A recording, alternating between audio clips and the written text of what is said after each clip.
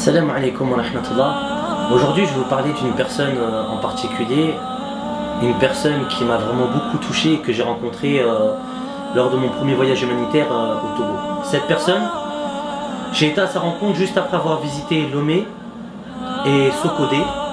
Donc Sokodé qui est une région vraiment très pauvre, parce qu'il y a plus de 70% de pauvreté là-bas. Vous avez vraiment des personnes qui n'avaient vraiment rien, qui n'avaient vraiment même pas 25 francs CFA, l'équivalent de 0,03 centimes pour pouvoir se payer de l'eau. Alors cette personne, aujourd'hui, je voudrais que vraiment vous prêtiez attention. Vous prêtiez attention parce que c'est une personne qui m'a vraiment beaucoup ému. C'est une personne à qui, moi, vous, nous, on a promis quelque chose. On a promis de lui apporter une aide. C'est une vie. C'est un être humain. C'est notre frère. Je vais vous parler de notre frère Daoud. On est en présence d'une personne qui apparemment serait handicapée. Mon Bachir, je voulais savoir si tu pouvais lui demander qu'est-ce qui s'est passé précisément.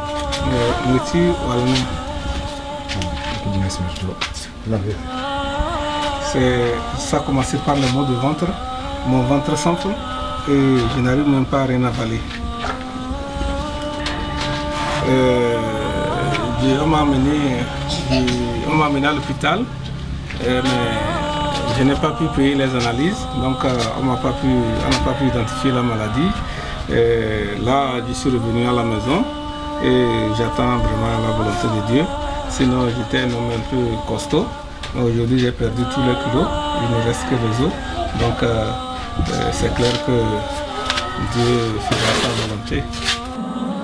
Étonné, je demande à sa famille ou je demande à ses proches, et nous raconte le début de son histoire. Tout a commencé avec l'eau, avec la mauvaise eau. Il a commencé à boire naturellement de l'eau d'un puits qui était sûrement creusé artisanalement. Cette eau-là, ça a commencé à le rendre malade. Au début, il a commencé à tousser, et puis ensuite il a commencé à avoir des maux de ventre.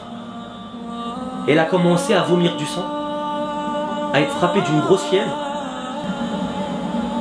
Je le regarde, je vois en face de moi un être humain. Je lui demande son âge, il a 37 ans. Je lui demande le nombre d'enfants qu'il a, il en a 4.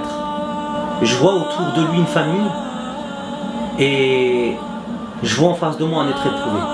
À un moment, Daoud me regarde, je lui demande tout de suite dans l'immédiat, qu'est-ce qu'on peut faire pour toi? Qu'est-ce qu'on peut faire pour toi? Il me répond, si vous m'annoncez que je pars tout de suite à l'hôpital, je serai vraiment content.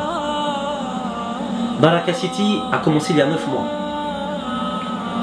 À cette époque, on n'avait pas encore présenté le projet et donc on n'avait pas beaucoup d'argent. Malheureusement, on n'a pas pu lui venir en aide. Je lui avais personnellement promis, en mon nom, en votre nom, qu'une aide lui sera apportée, Inch'Allah. Wa qadar Allah ma sha fa'al. Allah subhanahu wa ta'ala a décidé de reprendre son âme. Et notre frère Daoud est décédé il y a de cela quelques mois, rahimahullah. On tenait vraiment quand même à en parler parce que Baraka City, c'est un projet authentique, c'est un projet qui est vrai. C'est des personnes qu'on a vues, c'est des personnes qui nous ont parlé, qui nous ont expliqué quel était leur souci. C'est des personnes avec lesquelles on a décidé de dormir sur le sol même. Ce voyage qui a été fait, c'est un voyage authentique. C'est un voyage aussi qui était riche en émotions et qui était aussi riche en réflexion.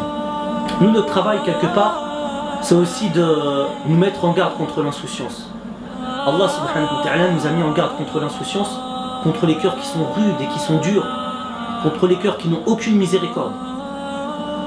Alors alhamdulillah, les louanges reviennent à Allah, parce que votre générosité nous a permis aussi de répondre face à ces orphelins que Daoud a laissés derrière lui.